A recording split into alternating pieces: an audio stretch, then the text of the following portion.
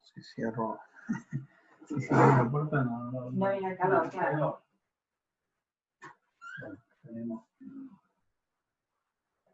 tenemos que hace mucho ruido.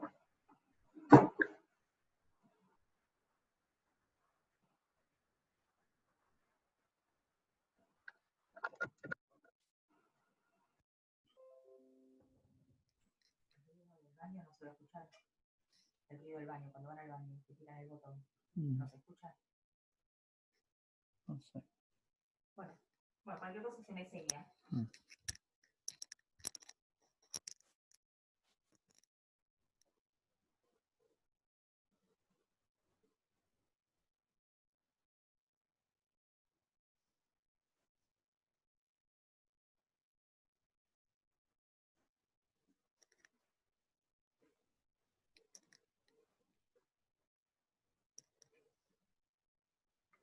Buenas tardes. Hola, ¿qué tal? Buenas Hola, tardes. buenas tardes.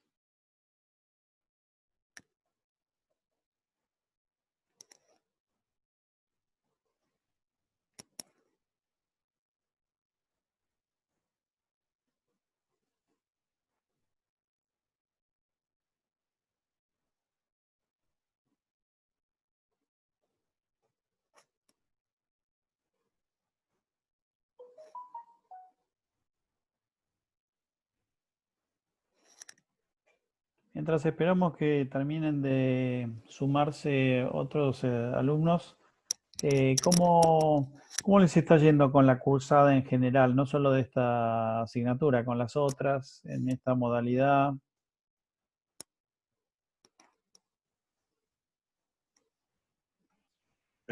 Por ahora, bien. Hay algunas materias que suben solamente videos a YouTube y después hay alguna clase de consulta.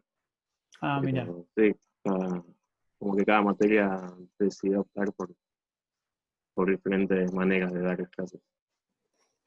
¿Y ustedes qué prefieren o qué pros y contras le ven a cada opción? Y la opción de que esté subido es que uno se puede organizar cuando quiera, pero por lo menos para esta materia a mí me está resultando mejor así de tener las 3 horas de clase y poder ir viendo los temas y consultarlos. Ujú. Sí, no sé si alguno alguna vez cursó algo, por ejemplo, en Coursera o en esos sitios, digamos, de los famosos MOOC, los Massive Open Online Courses. Vieron que hay dos modalidades, hay Trainer Pace y hay Self-Paced. Es decir, que ustedes pueden ir estudiando al ritmo que impone el profesor, el docente, o al ritmo de ustedes mismos en seguir el curso. Y de alguna manera poner, digamos, poner sesiones de Zoom más interactivas como las que estamos teniendo, es hacer un trainer pace y subir los videos para que ustedes los vean y después de vez en cuando hacer alguna sesión de consultas, sería más un self-paced. Obviamente, digamos, las dos opciones tienen sus pros y sus contras. Yo lo que veo es que yo mismo como digamos, estudiante que asiste a un curso así, el trainer pace tiene la ventaja que es más parecido digamos, a todo lo que es educación tradicional, presencial. Y el que marca el paso es el docente. La ventaja del self-paced es que, bueno, uno tiene más libertad, puede, por ejemplo, en vez de estar el lunes de 4 a 7 viendo esta clase, podría estar mirando la clase por video en cualquier día y horario de la semana.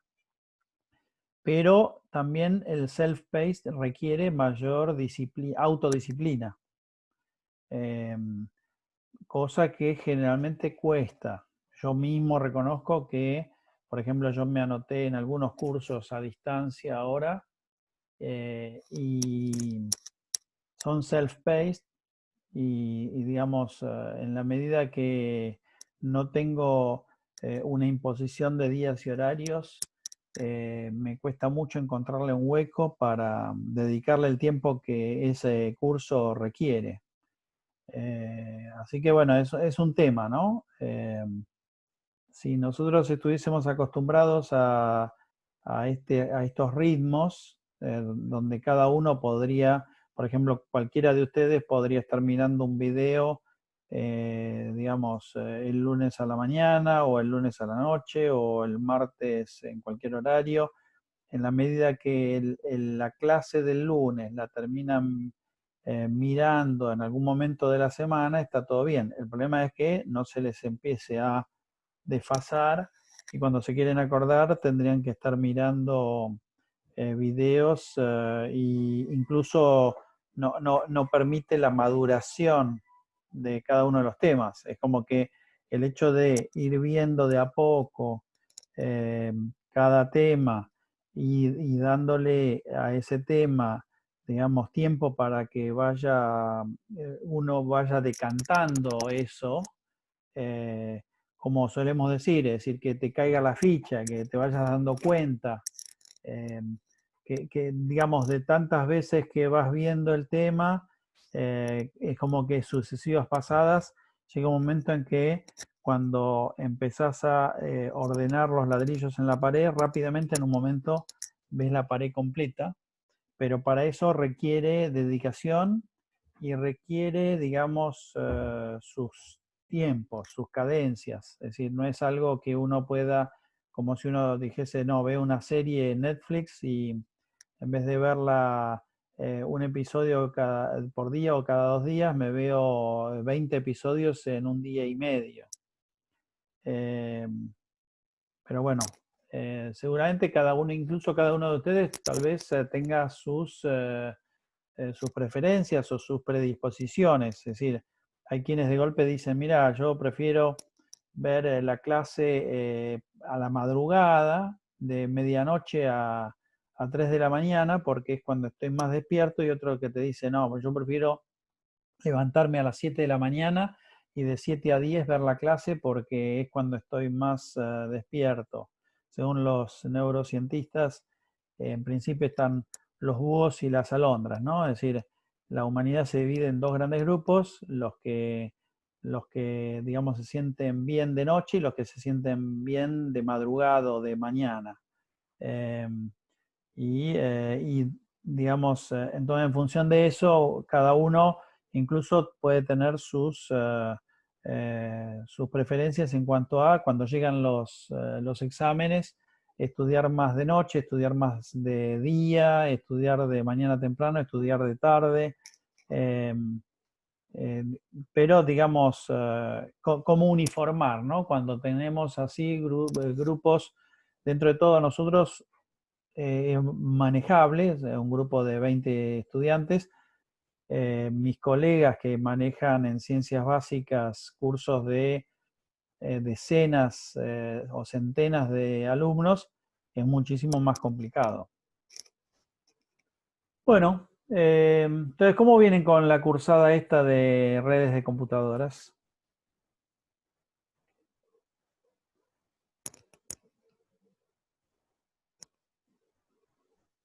Y a mí me pasa con lo que comentaba, profe, que yo por el tema, a veces hay días que por el trabajo no puedo participar, entonces, bueno, hay que tener mucha constancia en cuanto a tratar de seguir las 2 clases de la semana y escucharlas y leer los temas esa misma semana, ¿no? Entonces, quizás esté 1 o 2 clases atrasado, pero dentro de todo, cuando no puedo participar, trato de escucharlo cuando puedo, ¿no? Y me es muy útil tenerlo grabado las clases. Sí, sí, dentro de todo podemos grabarlas, salvo algún caso que, por ejemplo, Nico hubo una de las sesiones que no me acuerdo por qué, se olvidó de grabarla o no la pudo grabar. En general las tenemos, lo que pasa es que, digamos, no estamos exentos de poder tener un error, ¿no? Yo siempre de vez en cuando miro a ver si está grabando, Y además tenemos tenemos la ventaja que no está todavía normado, pero yo sé que, por ejemplo, en otros lugares no es tan fácil grabar las sesiones, porque tiene que haber un acuerdo firmado de cada uno de los participantes permitiendo que se grabe la sesión. Una cuestión legal también, ¿no? Así que bueno, entonces vamos a continuar. Hoy en realidad ya estamos para retomar, para cambiar de tema y para continuar con, digamos, la capa de transporte con UDP y TCP. Pero antes de avanzar, quería terminar de ver algún temita de IP, de ARP y CMP. De todos modos, con Nico lo van a terminar de ver más en profundidad. Sobre todo en cuanto a ejercitación de direccionamiento, de fragmentación. Son temas que en general, digamos, van a tener que conocer bien para poder aprobar el primer parcial, sobre todo. Y entonces yo había pensado, bueno, en un repaso de algunos temas de los que vimos de IP, ARP y CMP. Entonces vamos a ver si comparto con ustedes.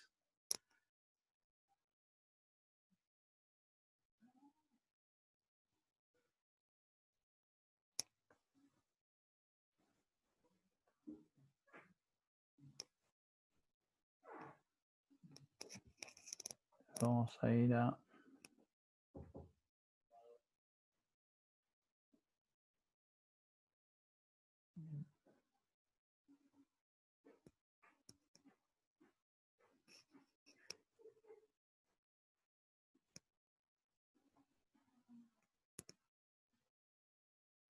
Me preparé una presentación con un montón de slides de las otras presentaciones como para tener los diagramas ya listos para algún tipo de reexplicación.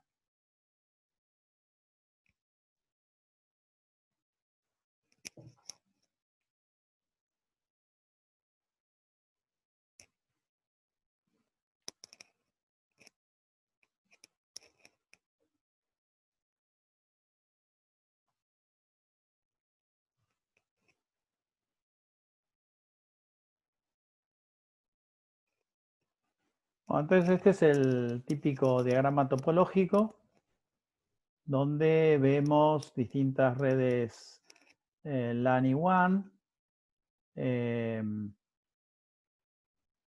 Vemos en estos dibujos así, es decir, estos segmentos así en rojo representarían el datagrama IP que viaja encapsulado en estos segmentos de azul, que serían típicamente las tramas MAC. Las verdes serían las tramas WAN, si bien podrían ser enlaces WAN con tramas MAC también. Eso justamente lo comentamos la clase pasada. Y todo el proceso donde desde un extremo al otro de la red, el datagrama IP, digamos, se encapsula en tramas LAN, se desencapsula, se reencapsula en tramas WAN, se desencapsula y así sucesivamente hasta que llega a su destino. Lo que estuvimos viendo también es que, digamos acá, a ver si tengo alguna... acá lo que queríamos era representar que en todas las máquinas, tanto en los hosts como en los routers, tenemos las tablas de ruteo. Y además de las tablas de ruteo, lo que habíamos estado viendo es que tenemos también las tablas, digamos, ARP. Entonces, si por ejemplo H1 tiene que enviar un mensaje a H2, primero, lo más importante es que antes de llegar a la instancia de la tabla ARP y del protocolo ARP, hay que fijarse si el destino es alcanzable localmente o remotamente. ¿Tá? Entonces hay que entrar a la tabla de ruteo, por ejemplo en H1 hay que entrar a la tabla de ruteo y fijarse si el destino machea con una ruta local o con una ruta indirecta. ¿Ah? Entonces, si machea con la ruta directa o local, en realidad lo que hacemos es, suponiendo que es una red de LAN, se hace un ARP request preguntando por la dirección MAC de la dirección IP destino. Quien se siente aludido contesta en el ARP reply con su MAC address y por ende, tanto en esta tabla terminamos teniendo la correspondencia entre esta IP y esta MAC address, y en la tabla de H2 la correspondencia entre esta IP address y esta MAC address. En cambio, si por ejemplo, cuando el destino es remoto, buscamos la dirección destino en la tabla de ruteo de H1, machea una ruta indirecta que podría ser la ruta default. De ahí obtenemos básicamente el next hop. Y con el next hop vamos a la tabla ARP. Si no está ahí, hacemos un ARP request preguntando cuál es la MAC address asociada a la IP address del next hop. Entonces, una vez que hacemos eso, en la tabla ARP de H1 tenemos la correspondencia entre la MAC y la IP del next hop. Y en la tabla de R1 tenemos la correspondencia entre la IP y la MAC de H1. Entonces, a la hora de tener que enviar el datagrama IP, encapsulamos el datagrama IP en una trama MAC. En el caso de que el destino sea local, por ejemplo H2, encapsulamos el datagrama IP dirigido a la IP de H2 en una trama MAC dirigida a la MAC address de H2. Y la información en la tabla ARP vive normalmente, es decir, por defecto, unos 20 minutos. Dependerá de cada plataforma, pero en general en todas las plataformas la configuración es el timeout de 20 minutos. Después de esos 20 minutos, esa información envejece, es decir, desaparece de la tabla ARP, y por ende al desaparecer de la tabla ARP hay que volver a refrescarla con un par de ARP request y ARP reply. Entonces, cuando vamos al diagrama general, como este,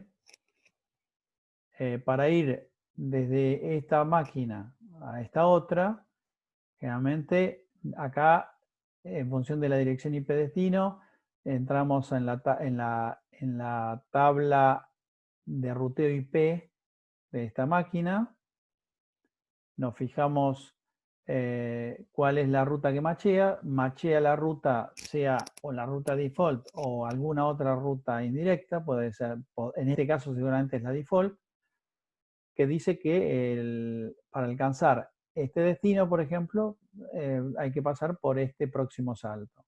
Entonces hacemos un ARP request preguntando por la MAC address de este próximo salto. Cuando obtenemos la respuesta, entonces enviamos el datagrama IP encapsulado en una trama MAC. El datagrama IP va a ir dirigido a la dirección IP destino final. La trama MAC va a ir dirigida a la MAC address del próximo salto.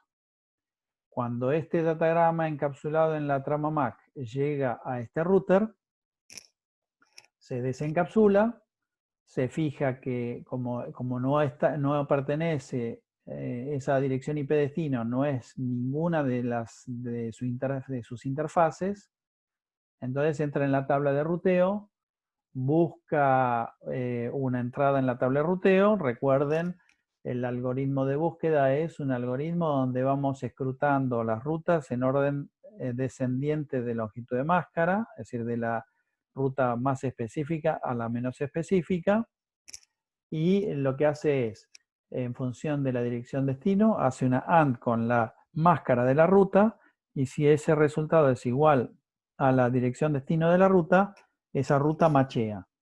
Si dos o más rutas machean, elige la de la de longitud de máscara mayor, es decir, la primera que encuentra. Si las rutas, si machean más de una ruta con igual longitud de máscara, lo que va a hacer es, va a elegir la de, a igual máscara, la de menor métrica. Lo importante es, una vez que realizó el proceso de ruteo, lo que tiene es por qué interfaz tiene que reenviar el datagrama IP y a qué próximo salto. Entonces, el a qué próximo salto es útil cuando se tiene enlaces multipunto. Cuando se tienen enlaces punto a punto, en realidad decir por qué interfase sale y decir cuál es el próximo salto es equivalente, es decir, es información redundante. Por eso que hay configuraciones que se llaman IP unnumbered, es decir, en enlaces punto a punto se puede optar por una configuración que se llama IP unnumbered. La configuración IP unnumbered es una configuración donde a las direcciones IP de las puntas no se le pone dirección. Lo que pasa es que es una configuración muy particular, por eso no hicimos hincapié cuando explicamos el tema en el desarrollo del curso. Pero simplemente para que lo sepan, existe una configuración que se llama IP unnumbered y solo es aplicable a enlaces punto a punto. Entonces, una vez que ya sabemos por qué interfaz salimos, si esa interfaz es multipunto, como podría ser una LAN to LAN, habría que hacer un ARP request. Si no, directamente no hace falta el ARP request y ya sabemos que enviando el datagrama IP encapsulado en la trama del protocolo de esa interfaz, llega al próximo salto. Cuando en el próximo salto se recibe el datagrama IP, se desencapsula y se vuelve a implementar todo el mecanismo de, primero, saber si es de alguna dirección IP de las interfaces de ese equipo. Si no lo es, se busca una ruta apropiada, que es la que machea, y si más de una machea, es la de máscara más larga, y si más de una machea con igual máscara, la de menor métrica. Una vez que se elige por qué ruta sale, se tiene la interfaz por la que sale y el próximo salto. Entonces, en función de eso, se vuelve a encapsular el datagrama IP en la trama, por ejemplo, WAN, que corresponda. Podría ser PPP, HDLC, podría ser otras. O si es una punto multipunto, digamos, habrá que usar el protocolo, digamos, que corresponda, por ejemplo, el ARP, para saber cuál es el próximo salto. Una vez que entonces tenemos eso, encapsulamos, reenviamos, en el próximo salto se vuelve a hacer el mismo mecanismo y así hasta que llegamos, por ejemplo, a la última etapa. En la última etapa de ruteo, toda última etapa es machea con una ruta directa. Es decir, una ruta que no tiene próximo salto. Es una ruta donde se alcanza el destino final en forma directa.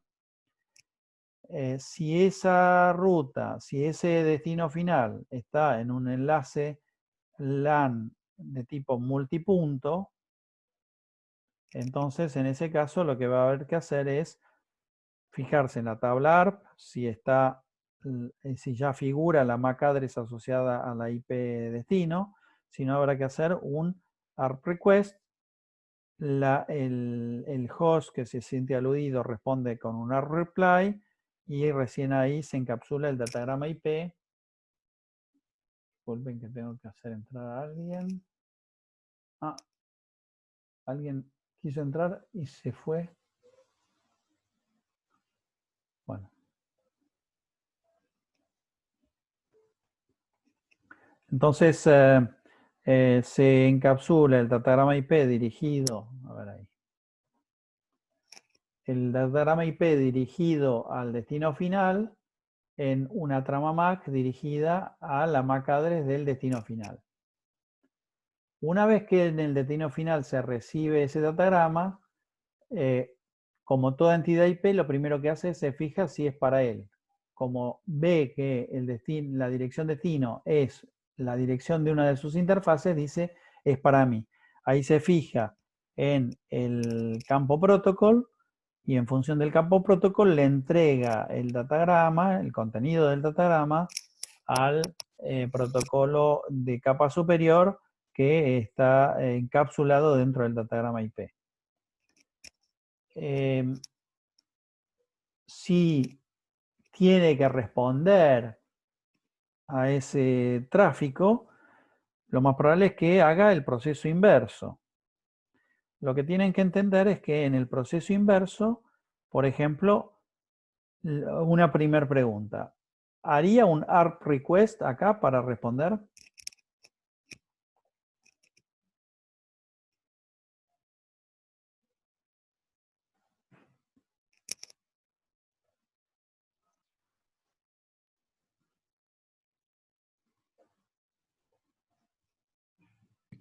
Yo creo que no, porque si ya sabe quién se lo envió, sabe a quién responderle, digamos.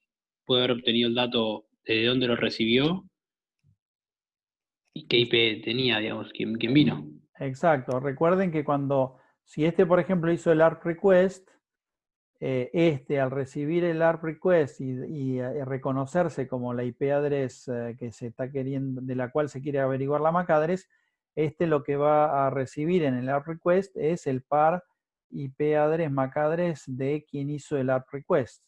Entonces lo almacena en su ARP cache. Y entonces, por ejemplo, como encima esa entrada generalmente dura 20 minutos, lo más probable es que no tenga que hacer el ARP request para enviar la respuesta. ¿Están todos de acuerdo? Sí, está bien. Entonces, ese es un detalle importante para entender al menos un detalle del mecanismo, digamos, de intercambio protocolar. Después, otro detalle.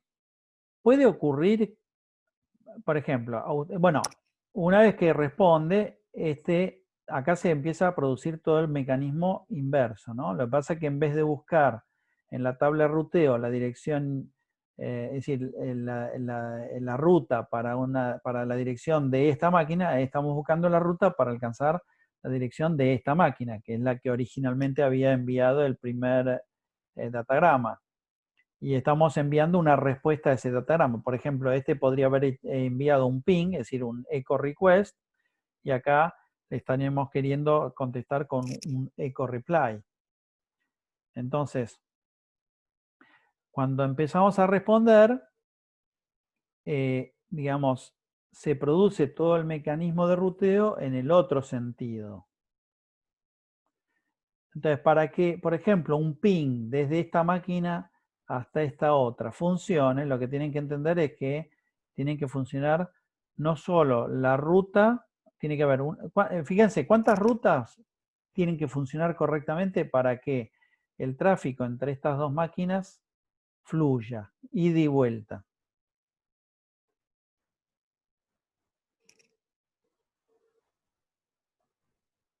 ¿Qué cantidad de rutas tienen que estar correctamente configuradas para que eso funcione correctamente?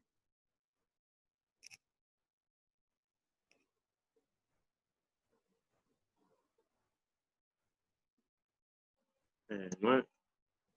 9. Sí. Y lo que pasa es que hay algunas que las tiene directamente conectadas. ¿Esas las tomamos como ruta configurada o Esa podríamos decir que no hace falta. Ahí hablaríamos de rutas indirectas. Entonces, Ok. a ver, 9 podría ser, no las conté todavía. ¿Algún otro?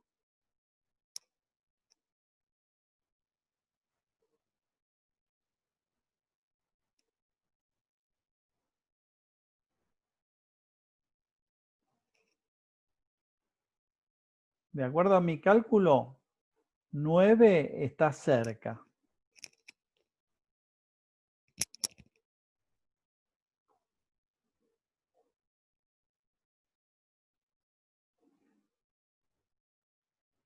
Fíjense, ¿lo hacemos juntos? Acá hace falta una... ¿Qué ruta? Sí, decime. Perdón. Sí, Creo que decime. serían 8 si no tomamos las no directamente conectadas, ¿no? O sea, 4 para ir en un sentido, que son los sistemas, o sea, 3 de los sistemas intermedios, te da 6, ¿4? una sola de cada una en cada punta, ¿no? Y una sola en cada punta está bien. Y después 2, o sea, una para la ida y otra para la vuelta, en cada uno de los intermedios, de los 3 que te quedan en el medio. A ver, fíjate, hagamos la cuenta. Acá necesitamos una ruta indirecta para poder llegar a ese destino. Si no la tenemos, aunque sea una ruta default. Si no la tenemos, Ok, no. estamos considerando el default gateway también, digamos, como... Es que el como default gateway es una Ok. ruta indirecta. Si ustedes no la tienen, por ejemplo, si ustedes configuraron la máquina y se olvidaron de poner la ruta default, no va a andar. ¿Está? Entonces, acá es una. Acá es otra. 2, 3, 4, 5. Vamos, esta no, porque esta sería ya una ruta directa. Para volver, acá necesitamos una ruta para saber cómo llegar a este destino. Así que acá es 7, 8, 9, 10, 11. Está bien. ¿Estamos bien? A ver, 1, Sí. 2, 3, 4, 5. Ah, no, perdón. 5, acá no. 6 para volver acá. 7, 8, 9, 10. Son 10 rutas. Cualquiera de esas 10 rutas que no esté bien configurada, el tráfico entre esos dos equipos no funciona. Entonces, por ejemplo, yo configuré toda esta red perfecta, pero esta máquina cuando la instalé me olvidé de ponerle la default gateway. Entonces, el tráfico de acá para acá funciona bien. Llegan los paquetes acá. Pero ¿qué pasa con las respuestas? No le van a llegar. Claro, porque no sabe cómo devolver. No sabe cuál es el default gateway. ¿Tá? O supongamos, uno puede decir, bueno, acá me olvido de poner, acá cuántas rutas tengo que poner para llegar a todas las LAN que hay acá.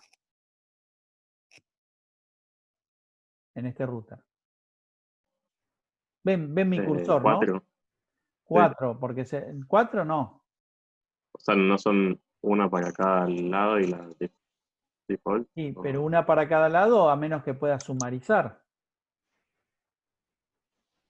¿No? Es decir, si podés sumarizar, obviamente podés reducir la cantidad de rutas. Pero normalmente, si no, vos tendrías una ruta para llegar acá, otra para llegar acá, otra para llegar acá, otra para llegar acá y otra para llegar acá. Okay. Si ¿A encima qué te referís con sumarizar? sumarizar, ¿se acuerdan? ¿Quién se acuerda de lo que es sumarizar? A ver, vamos a ver si tengo acá la transparencia, creo que la tengo.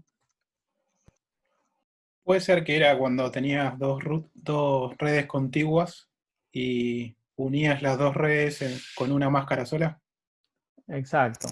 Fíjense acá, ¿no? Acá la tengo. Por eso me elegí algunas slides de las otras presentaciones para tenerlas como borradores, ¿no? Entonces, fíjense, estoy viendo la tabla de ruteo acá. Entonces tengo una ruta directa que me dice cómo llegar a la 190.000 con 23 bits de máscara.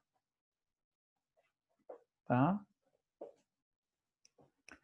Y después puedo llegar a esta red por este próximo salto, que es la punto 2, esta red por este próximo salto, que es la punto 2. Una red es la 200.020/24 y la otra es 200.030/24. Perfecto. Entonces, a ver, ¿está bien lo que hice?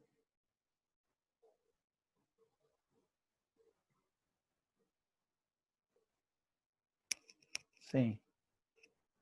Fíjense, si ustedes hacen la AND de barra 23 con cualquiera de estas dos direcciones, si hacen la AND de barra 23 con esta dirección, les da esta.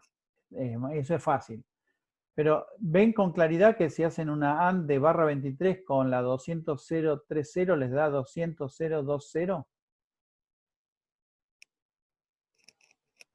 Sí, porque tenés un bit de más.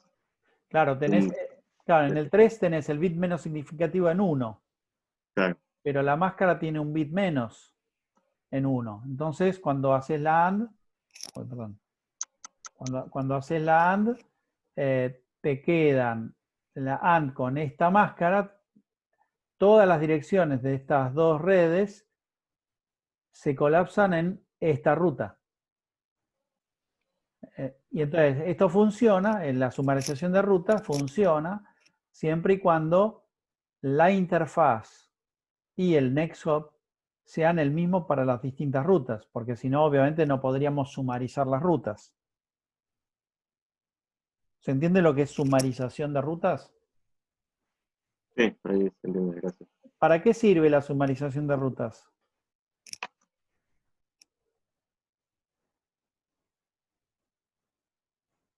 Para simplificar la tabla de ruteo. Claro, exacto. ¿Y por qué es tan importante simplificar la tabla de ruteo? ¿Por un tema de memoria? Por un tema de memoria. Imagínense que este es de memoria y de CPU también, ¿no? Imagínense que este es un router de core de Internet. ¿Cuántas redes podrían llegar a haber en Internet? Más o menos, orden de magnitud.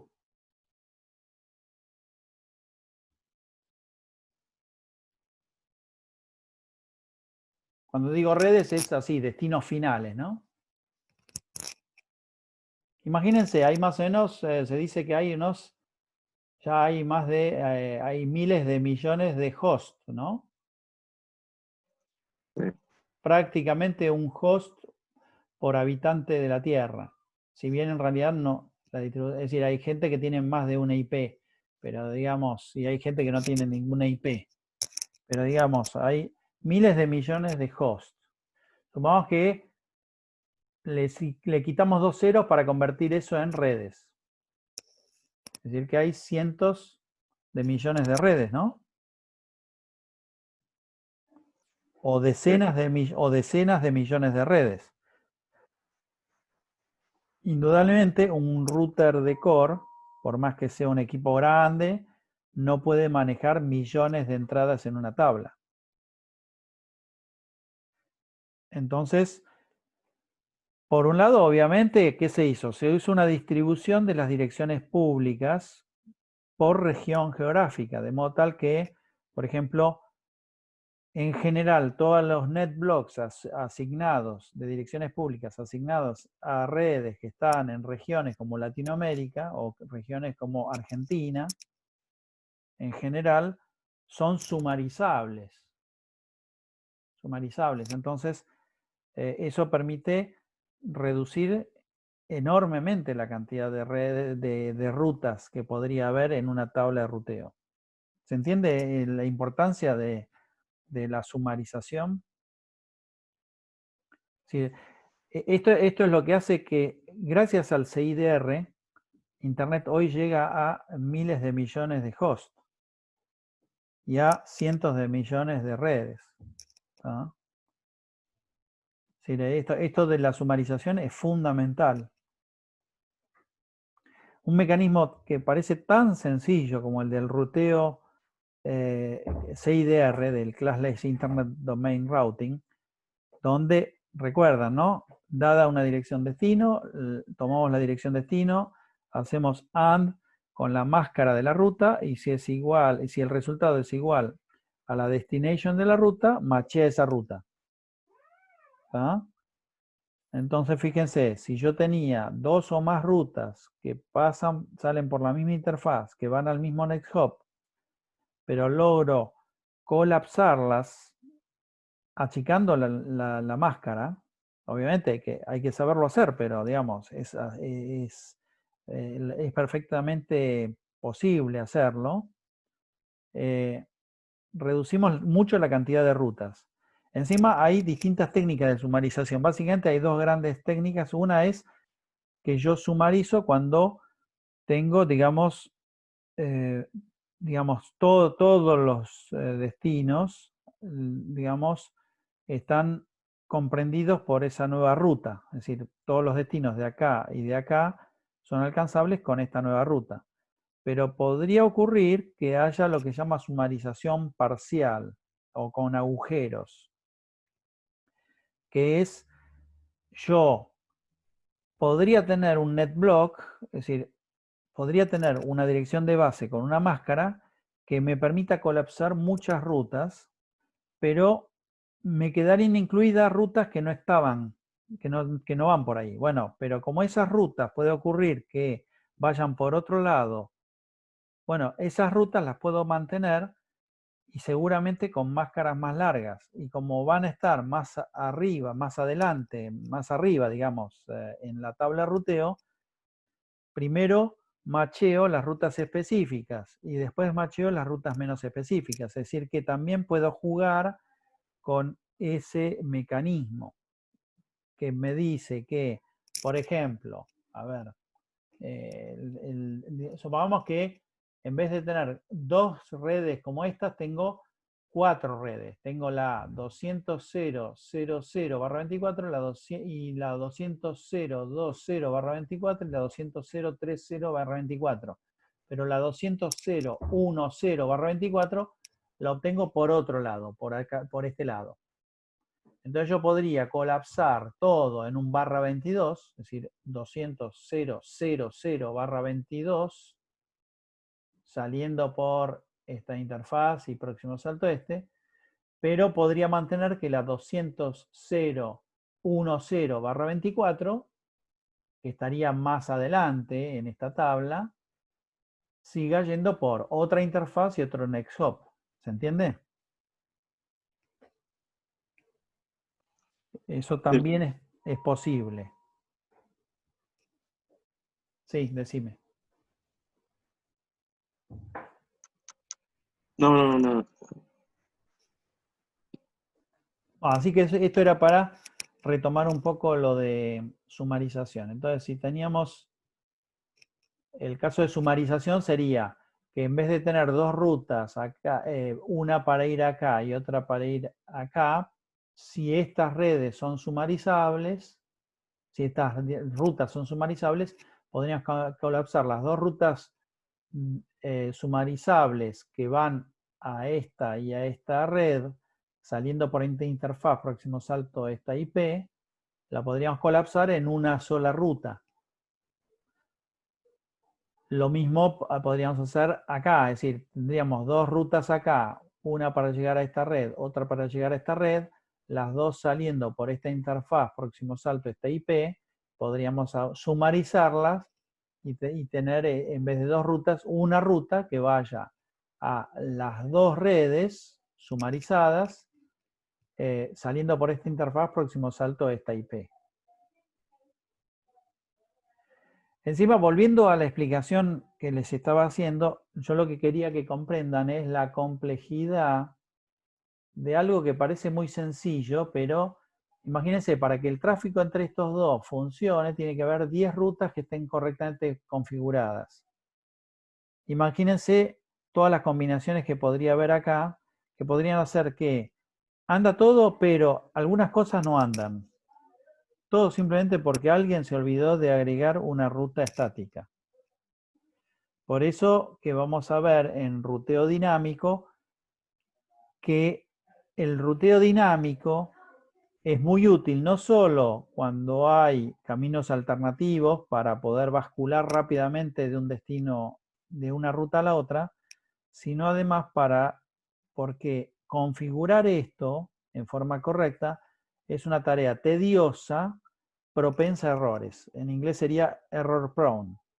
¿Tá? Es decir, es una tarea tediosa, propensa a errores. Imagínense, si esto sucede en una red topológica como esta, que es relativamente sencilla, imagínense una red 100 veces más compleja. Ni que hablar en redes miles o decenas de miles o centenas de miles más compleja que esta. ¿Tá? Entonces, digamos, por ahora lo que vimos es que de alguna manera se configuran las rutas indirectas en cada una de las tablas de estos equipos, incluyendo los end systems. Pero después vamos a ver más adelante que con los routing protocols podemos hacer configuración dinámica de esas rutas. Ahora, el hecho de que no haya una determinada ruta puede hacer que el tráfico no funcione. Entonces, habíamos visto también que frente a ciertos síntomas, por ejemplo, supongamos, si en el router este no tenemos la ruta que nos lleva al destino final, este router descarta el datagrama IP que había enviado el host A ese destino y le envía un mensaje ISMP de tipo Network Unreachable al host A diciéndole que el destino ese no es alcanzable. O, por ejemplo, habíamos visto también que cuando supongamos que el host A le envía un datagrama IP al host B y el host B está apagado, por ejemplo, o está desenchufado, lo que va a pasar es que, bueno, en todo este proceso, que ya lo vimos, es decir, busca en su tabla de ruteo, machea una ruta indirecta, encapsula, busca la MAC address del próximo salto, encapsula el datagrama IP dirigido a B en la trama MAC dirigido al próximo salto, y así sucesivamente va enrutando el datagrama IP hasta que llega a esta última etapa. En esta última etapa, el router final tiene una ruta directa, el destino es alcanzable a través de la ruta directa, por ende no hay próximo salto, por ende lo que hace es pregunta por la MAC address del destino final. Pero si este equipo está apagado o desconectado, no va a contestar a la request. Después de un cierto timeout, este se da por vencido, no logra conseguir la MAC address asociada a la IP address de B, lo que hace es descarta el datagrama IP que iba dirigido a B, lo descarta y envía un mensaje ISMP a A indicando que el destino B es inalcanzable. Y en ese caso es un host unreachable.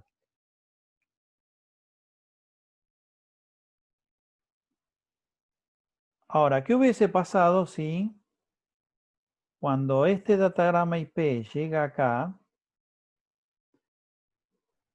en la tabla ARP está la MAC address de B?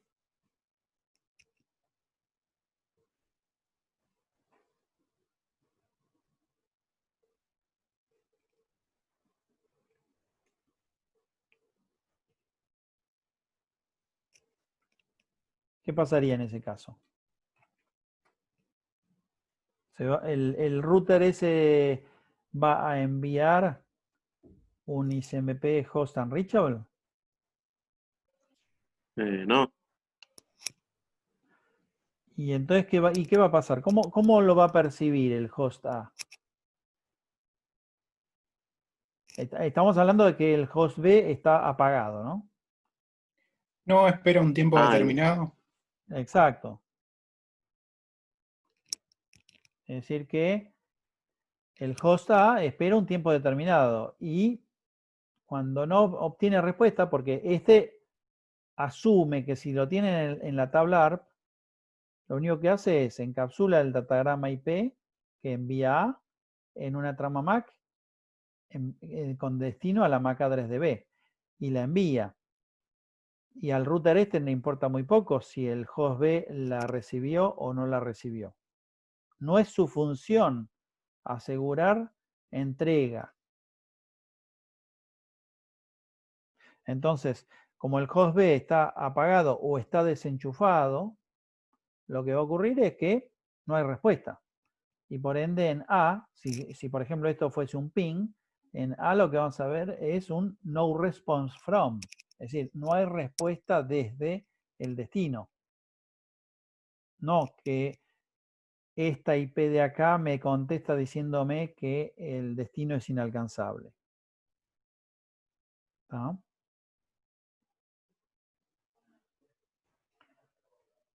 Y, digamos,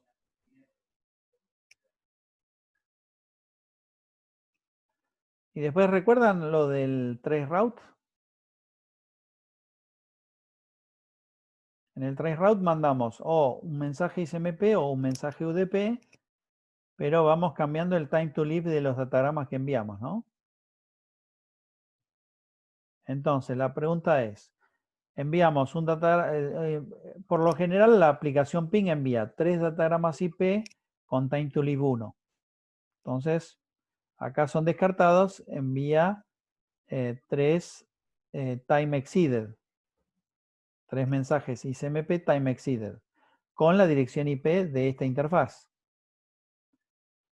Después mandamos 3 con time to live 2. Acá se decrementa en 1, acá se decrementa en 1 de vuelta, acá llega a 0, acá se descarta y acá envía los XMP time exceeded con source address, esta IP de acá. Y así se va haciendo con cada uno de los saltos. ¿Qué diferencia habría si hago un traceroute desde A a B y un traceroute desde B a A?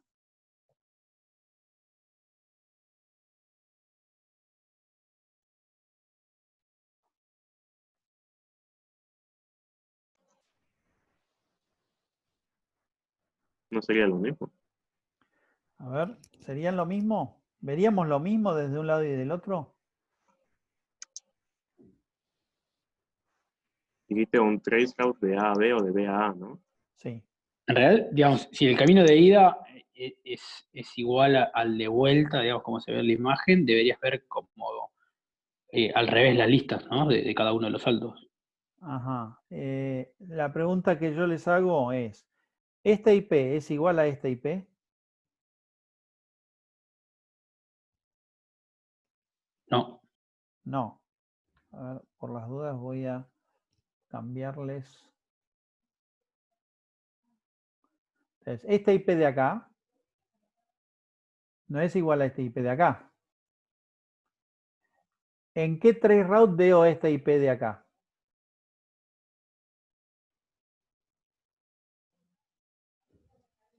De A a B. Ya ve. ¿Y en qué traceroute veo la IP de acá? De B a A. De B a A. Es decir que cuando hago el traceroute de A a B, veo esta IP, esta IP, esta IP, esta IP, esta IP y obviamente la IP destino. Cuando hago el traceroute de B a A, veo esta IP, esta IP, esta IP, esta IP, esta IP y la de A. No veo exactamente las mismas IPs. Uno, como ve el diagrama topológico, dice, bueno, pero es el mismo equipo. Bueno, pero el observador no necesariamente sabe que es el mismo equipo. Por ejemplo, si esto es Internet, nadie les dice exactamente, es decir, no tienen la información información topológica que les dice que estas IP son del mismo equipo. Entonces, esto es algo importante a la hora de usar las herramientas como el traceroute y el ping como herramientas de diagnóstico. Es decir, ustedes tienen que saber interpretar lo que la herramienta les está mostrando como información, para en función de eso, por ejemplo, diagnosticar correctamente lo que está ocurriendo en la red.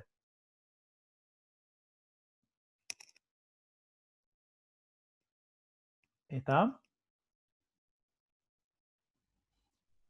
Sí. Y ahora, como vamos a ir a pasar al servicio de transporte,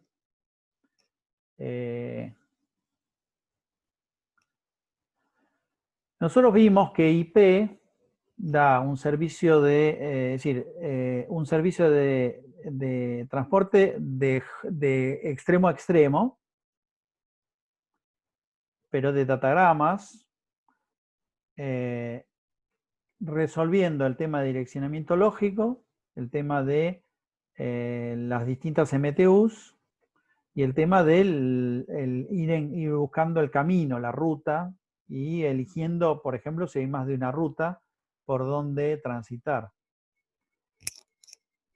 A los efectos de A y de B, la red es vista como algo, como una nube, ¿está?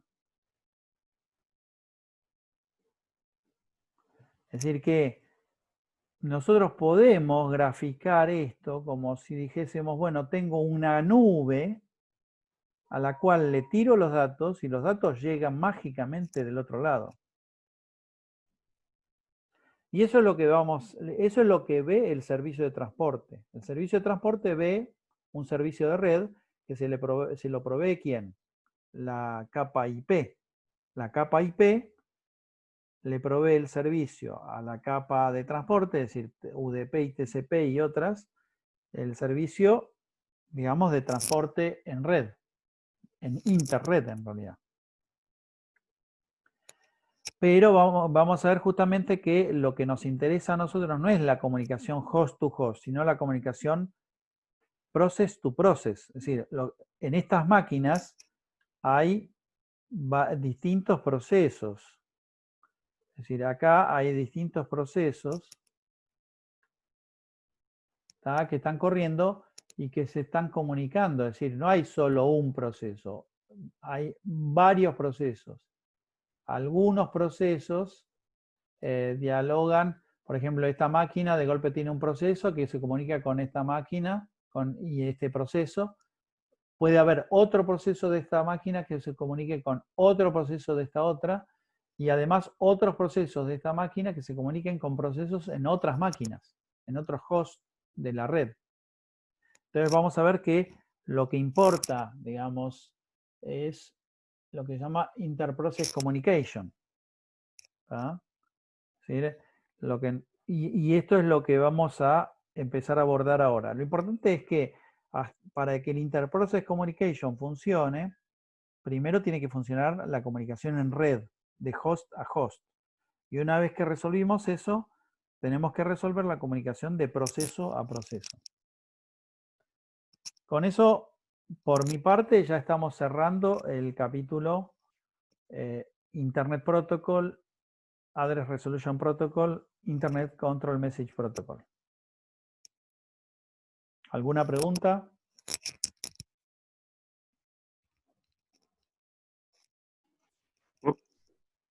¿Vamos bien?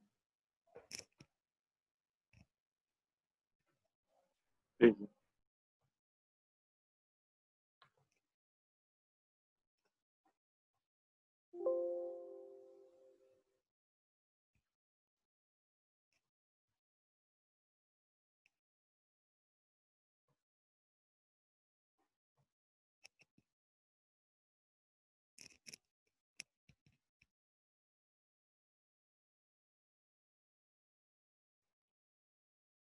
Si se me pasa a 5:30 me avisan y hacemos un break. Dale.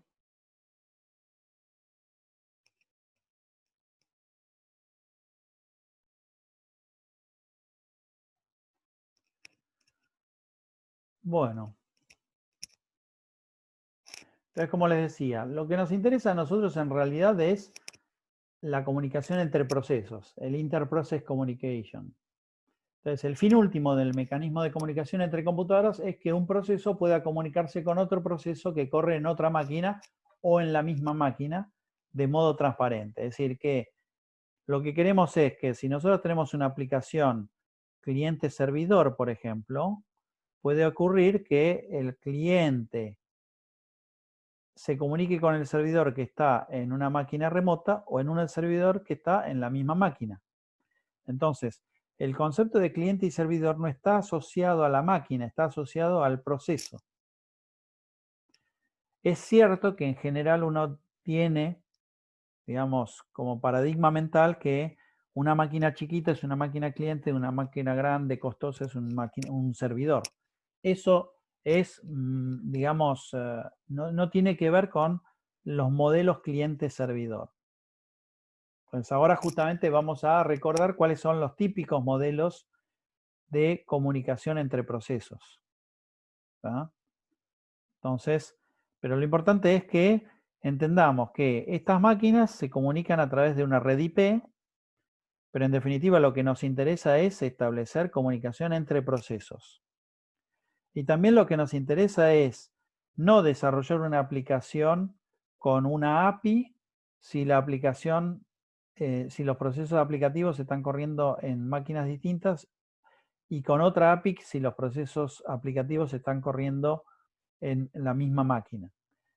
Lo que queremos es tener una API, una Application Programmatic Interface, que sea exactamente la misma para desarrollar una aplicación distribuida donde no importa dónde están corriendo los procesos de esa aplicación distribuida, si en forma local o en forma remota, pero lo importante es que entre ellos se comunican en forma, digamos, transparente. Es decir, lo único que necesita el proceso para comunicarse es la dirección IP de dónde está el otro proceso, y vamos a ver que necesita también información de binding, que la da el número de port del proceso, digamos, del servicio de transporte. Ahora justamente vamos a ver cómo se direccionan los procesos, porque hasta ahora vimos cómo se direccionan las máquinas, pero no los procesos. Y cómo podemos distinguir en los flujos de procesos, es decir, los flujos, perdón, de datos entre los procesos aplicativos.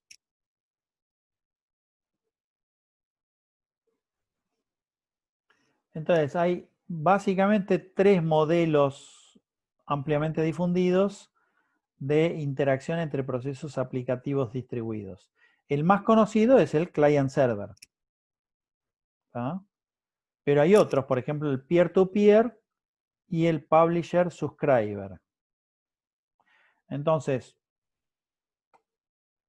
los conceptos estos son muy sencillos. Obviamente hay también variantes del client-server, como el 3-tier. El 3-tier es porque en vez de tener 2 tiers, tiene 3 o más tiers. Entonces, tiene el tier del cliente típicamente, pero el servidor, por ejemplo, se divide en 2 o más tiers. Por ejemplo, tiene un frontend. El servidor podría tener un frontend y detrás de ese frontend tener digamos, por ejemplo, el proceso de base de datos. Es decir, un 3-tier típico es donde está el proceso cliente, el proceso que hace frontend, donde típicamente está, por ejemplo, el servidor de base del servidor web, y detrás de eso está el servidor de base de datos. Entonces, en definitiva, sería un modelo 3-tier o N-tier, es decir, donde podría haber N tiers en los cuales dividimos la aplicación, digamos, generalmente en una división funcional de la aplicación, donde cada proceso se especializa en algunas funcionalidades y delega en otros procesos otras funcionalidades. ¿Cuál es la diferencia entre cliente y servidor? Entonces, ¿cuál es la diferencia entre peer-to-peer, client-server y publisher-subscriber? Bueno, antes de describirla, porque es bastante sencilla, sería interesante saber si alguno algo sabe y lo puede compartir.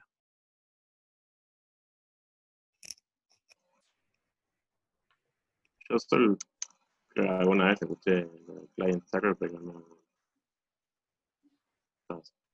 las palabras, más que nada, no sé. Ajá. Miren, por un lado, obviamente, podrían estar en máquinas distintas o en la misma máquina, ¿no? Tenemos un proceso acá y un proceso acá. ¿Tá? Y estos procesos dialogan, digamos, ¿no?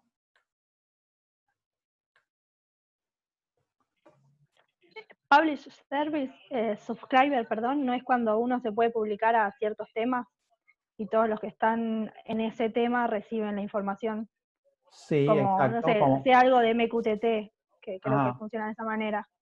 Claro, fíjense que en la vida, digamos, no en informática, en otros planos de la vida, tenemos cosas parecidas. Por ejemplo, Publisher Subscriber es cuando yo me suscribo al diario, a un diario, por ejemplo. La información, ¿quién la tiene? El editor. El que publica. El que publica. ¿Tá? El editor. Es decir, esto en español sería editor suscriptor. Entonces, el diario sería el publisher. El subscriber sería el cliente que quiere recibir el diario. Entonces, vamos a client server. ¿Cuándo llamaríamos client server al modelo de interacción entre estos dos? Bueno, si esto es un client y este es el server, generalmente vamos a decir que este es el que tiene la información o tiene el recurso,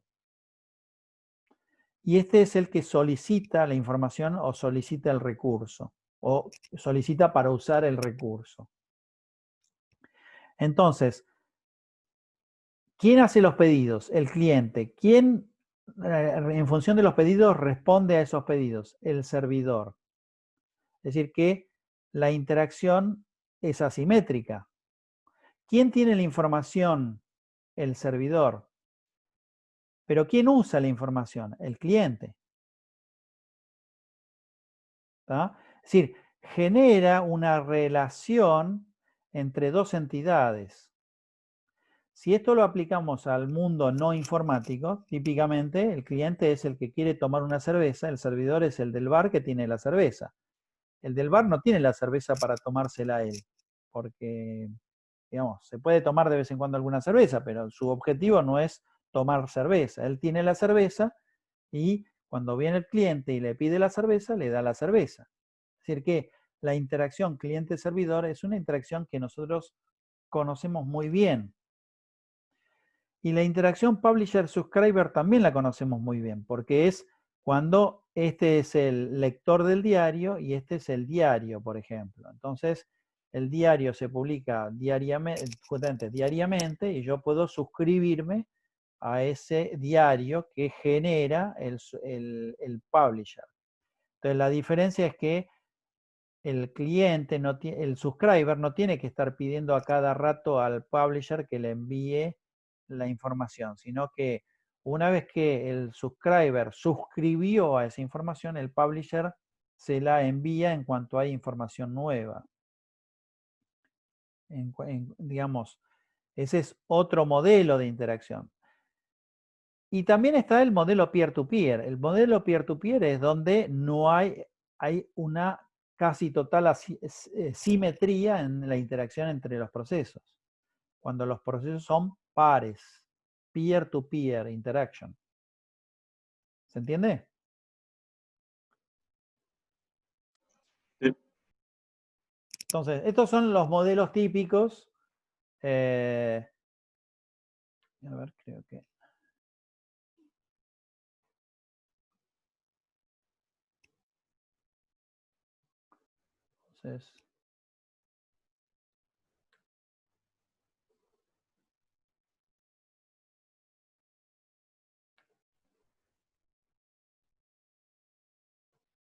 Entonces, estos son los tres modelos a los cuales podemos hacer referencia. Puede haber otros modelos, pero en definitiva siempre estamos hablando de interacción entre procesos aplicativos.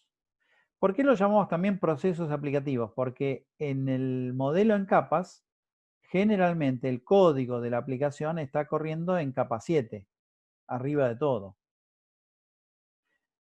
Y a través de una API accede al servicio de transporte.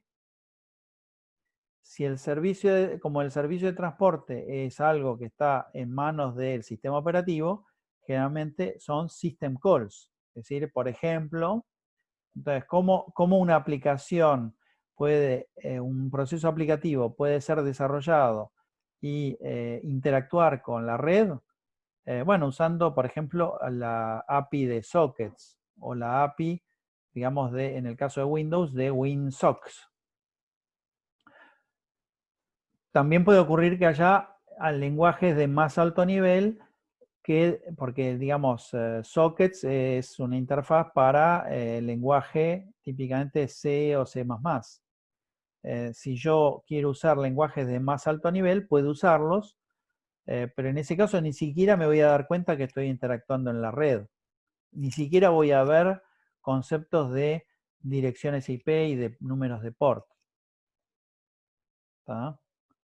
Entonces, lo importante es que entendamos que el mundo de las comunicaciones, es decir, de las aplicaciones distribuidas, es un mundo donde lo que importa son las comunicaciones entre los procesos.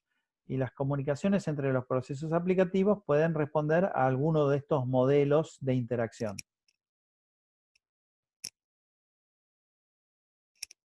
Bueno, entonces vamos a los bifes. A ver qué hora tenemos. 5:15, está bien.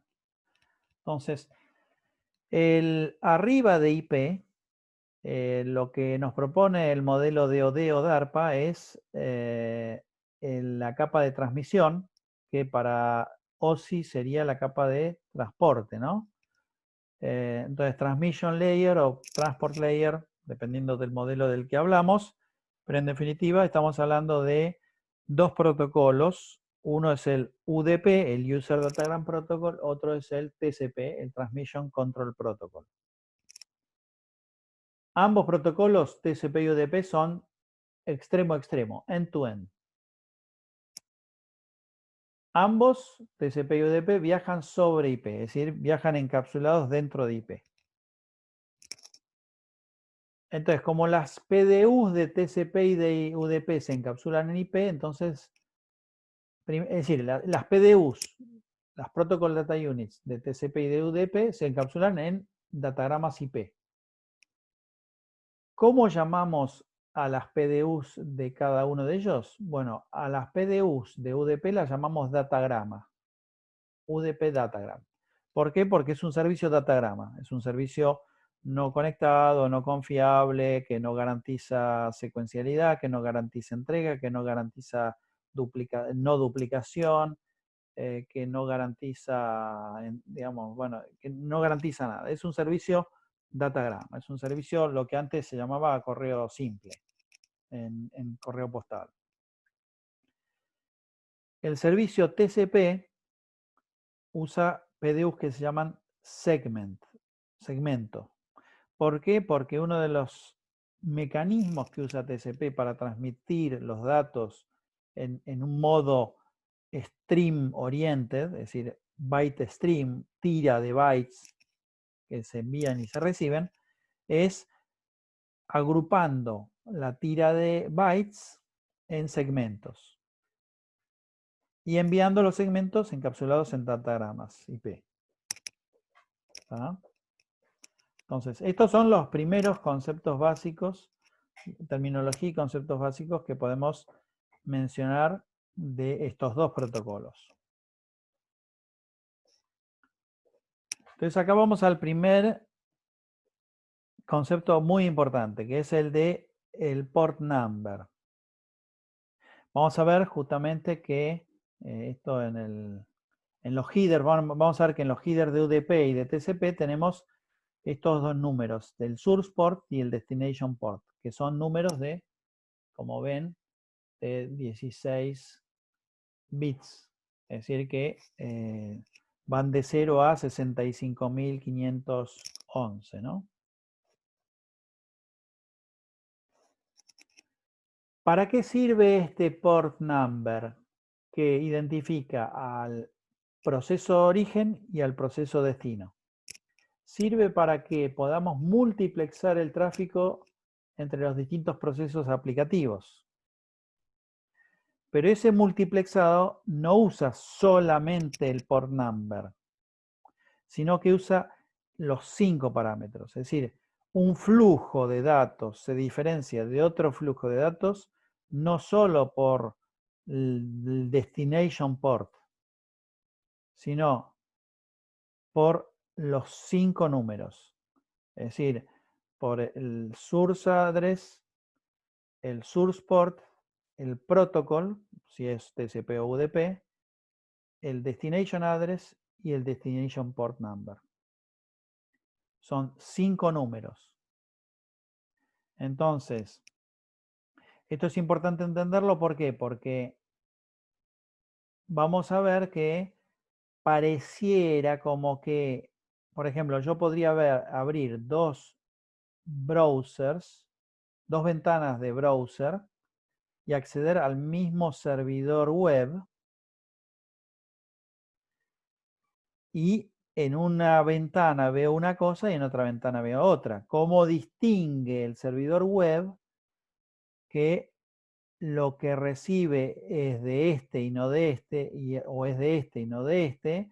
Y cómo cuando este host recibe la respuesta de este host y de este proceso, sabe que la respuesta va para este proceso o va para este proceso. Entonces, ahí lo importante entender es que la diferencia se hace no solo por el destination port, por ejemplo, tanto el flujo este como el flujo este tiene como destination port tal vez el mismo port. Acá, el port 80 del web server. Sin embargo, el web server sabe distinguir entre este flujo y este flujo. ¿Por qué? Porque no solo usa destination port, no solo usa destination address, no solo usa el protocol, por ejemplo, en este caso TCP, no solo usa source IP address, sino que también usa el source port. Entonces, estos dos flujos, por ejemplo, difieren, coinciden en el port de este lado, en la dirección IP de este lado, en el protocolo, TCP, por ejemplo, en la IP de este lado, pero difieren porque este port no es el mismo que este port. ¿Y por qué este port no es el mismo que este port? Porque cuando los clientes piden establecer una comunicación, no una conexión, una comunicación, sean de TCP o sea de UDP, le piden al sistema operativo un port libre. Entonces, si este proceso fue creado primero, cuando pide el port libre, ese port ya está ocupado. Cuando este proceso después quiere pedir la comunicación y le pide al sistema operativo un port libre, obviamente no le va a dar el mismo port que este, le va a dar otro port. Entonces van a diferir los ports por el lado del proceso cliente. Y por eso que flujos de datos, de tráfico, entre dos máquinas, incluso pegándole al mismo servicio, por ejemplo, al servicio web o al servicio SMTP de mail o a otros servicios, a pesar que ese servicio del lado del servidor escucha siempre en el mismo port, en realidad difieren por el port del cliente. Este es un tema importante que entiendan bien, porque en tiempos pasados hemos tenido alumnos que pensaban que cuando este cliente llamaba a este servidor para la comunicación posterior le asignaba un port distinto al port del servicio, al port reservado para el servicio.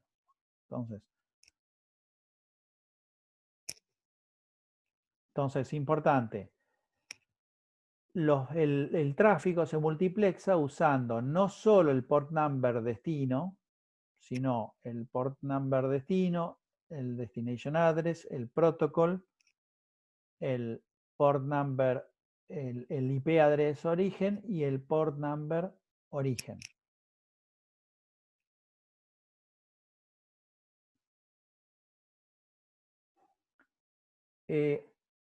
Una pregunta. ¿Dónde está codificado el Transmission Protocol? Para que una máquina cuando recibe un datagrama IP sepa que es para TCP o es para UDP.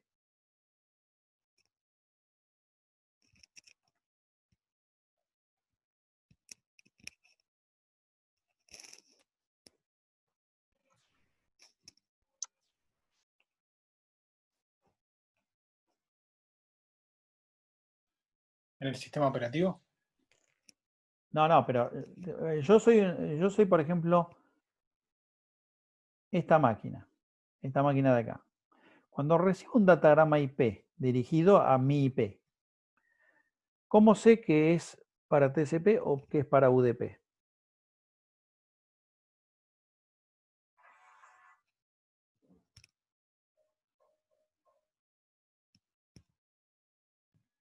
¿En la capa superior? ¿No está identificado? A ver, los demás.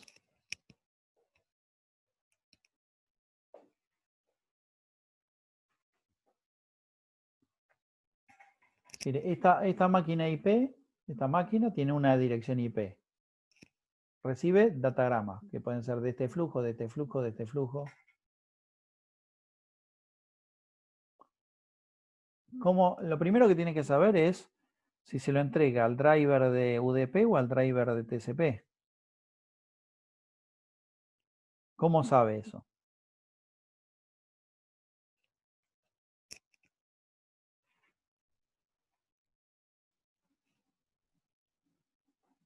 Recuerden qué información hay en el header de IP.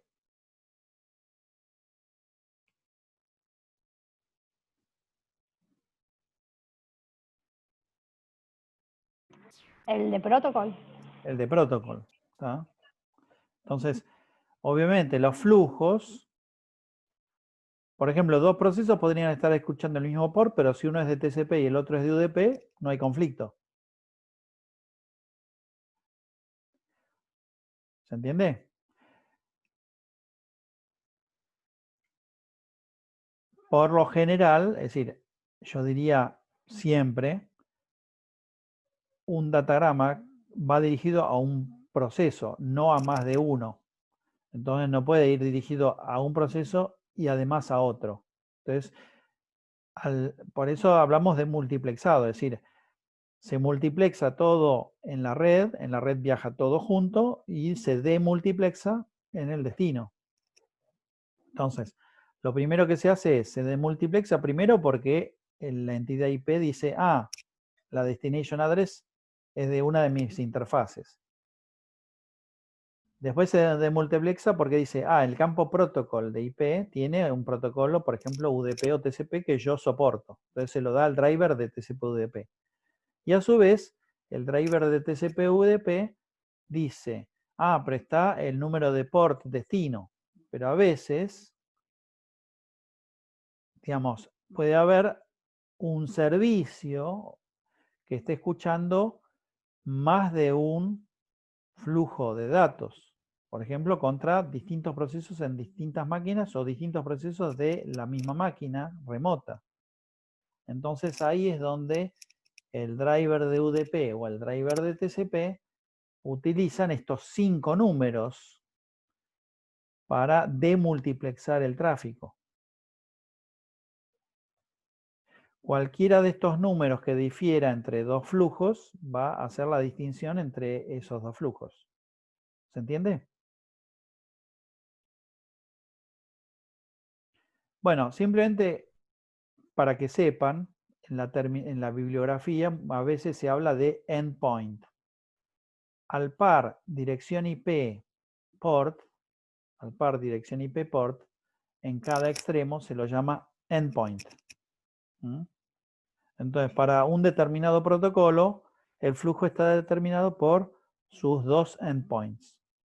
Pero el endpoint es el par IP address port number. Entonces,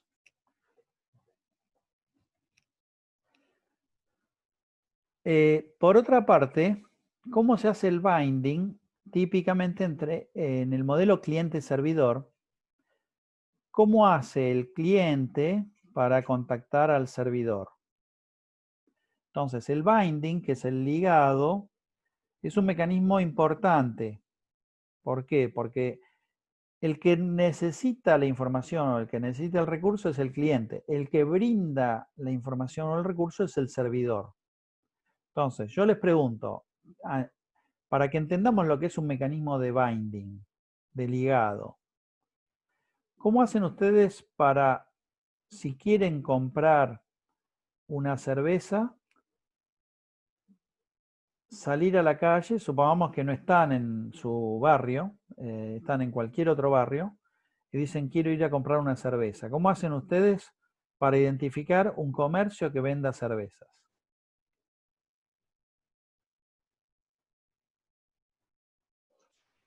Busco algún almacén. Capri, ¿cómo sabes que es un almacén?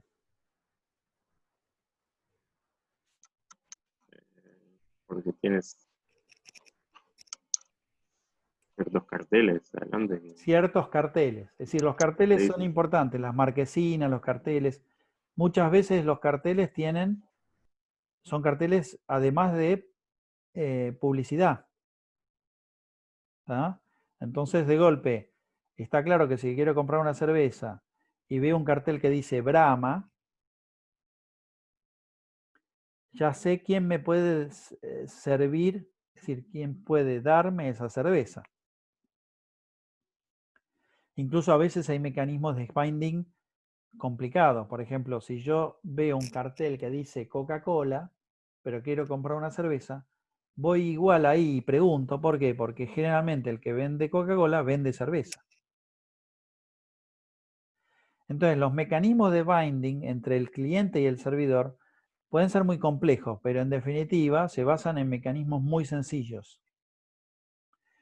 Uno de los mecanismos más sencillos que se viene usando en Internet y que funciona muy bien es el del mecanismo usado por los well-known services, es decir, servicios muy conocidos, servicios muy conocidos, que usan el mecanismo del port number reservado.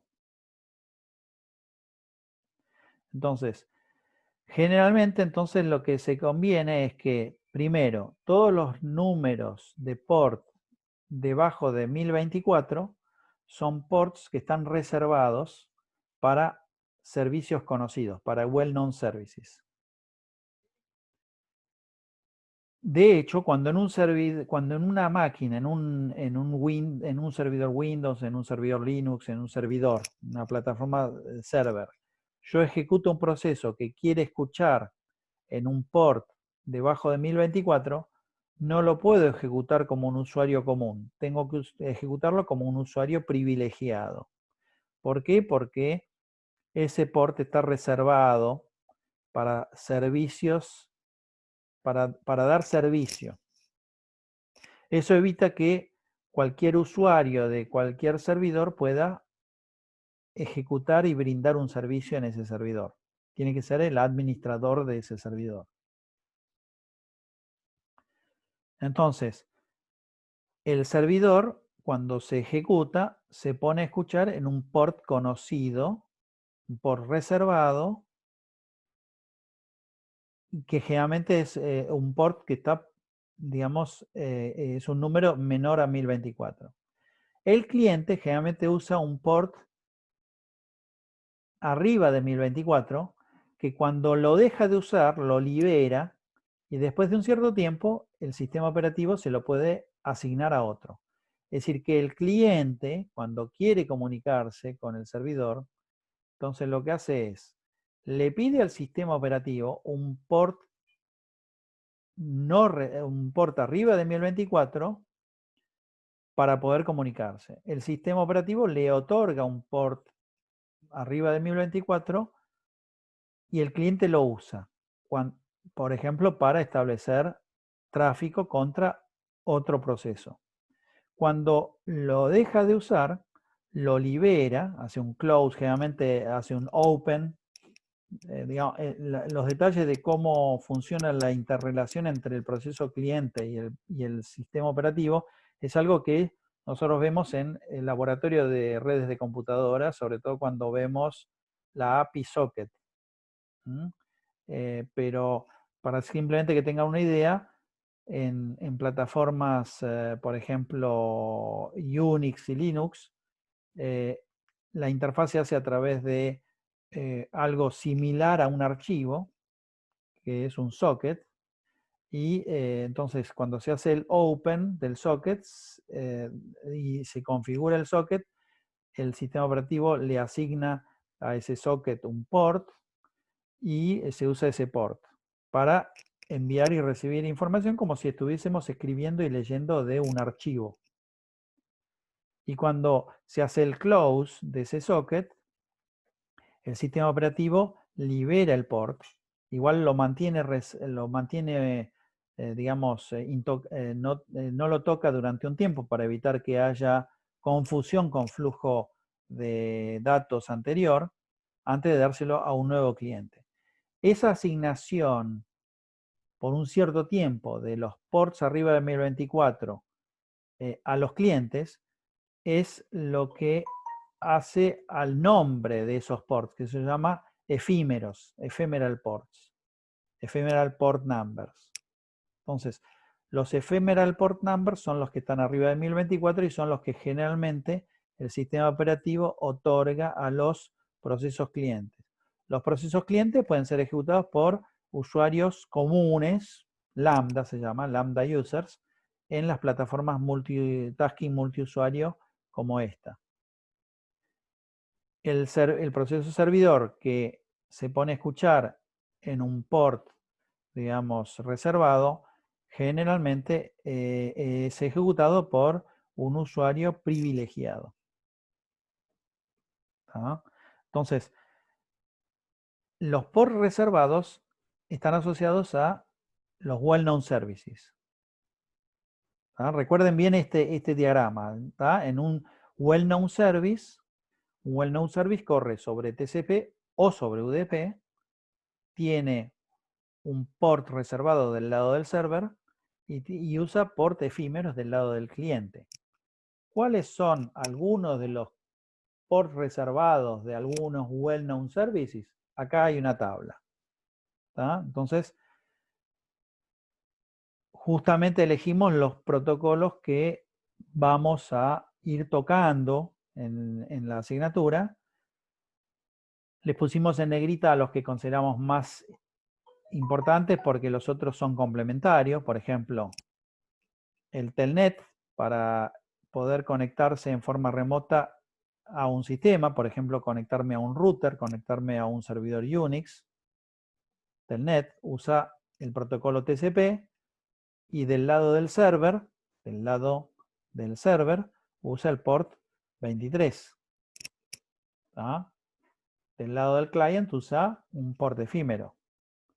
El servicio FTP, que del lado del server usa el port 20 y el 21. Después vamos a ver cuando veamos protocolo FTP, que usa dos ports, porque uno es el de control y otro es el port de datos. O el servicio DNS, para poder convertir un nombre en una dirección IP. Entonces, usa para los pedidos de resolución, usa UDP, y el servidor escucha en el port 53, y para los sound transfer, que es para que el primario le transfiera a los secundarios la zona, es decir, los registros del DNS, usa TCP, y el servidor justamente usa el port 53 también. El HTTP, que es el que usamos típicamente para la navegación web, que trabaja sobre TCP, y el port reservado del lado del server es el port 80. Pero si trabajamos HTTP en TCP, pero usando SSL para darle seguridad, en lo que sería el protocolo HTTPS, Secure, en realidad el servidor no escucha en el port 80, sino en el port 443. O el port en el cual escucha el servidor de mail, el SMTP server, el port 25. o el port en el cual escuchan los servidores de los mailbox servers, es decir, donde el servidor que tiene las mailboxes, es decir, las casillas de correo de los usuarios. Entonces, si usa POP3 es port 110 de TCP, si es IMAP 4, port 143 de TCP. O si usamos IMAP 4 sobre SSL para darle mayor seguridad, en vez de escuchar el mailbox server en el port 143, se escucha en el 993. O si queremos conectarnos a un router o a un servidor Unix, pero usando una conexión más segura que Telnet, usando el Secure Shell, el port usado del lado del servidor es el 22. O el SNMP, que vamos a ver que es un protocolo de gestión y de monitoreo, digamos, en redes, que trabaja sobre UDP y usa dos ports, el 161 y el 162. Entonces, digamos, en este esquema, digamos, lo importante es que este port que está acá, el well-known service lo usa del lado del servidor. Del lado del cliente usa ephemeral ports. Bueno, con esto, acá podríamos hacer una pausa, a ver qué hora es. Y 38, está bien. Y retomamos 6 menos 10. ¿Les parece? Vale. ¿Alguna pregunta? No, está muy bien. Bueno, entonces nos encontramos 17:50. Sí, dale.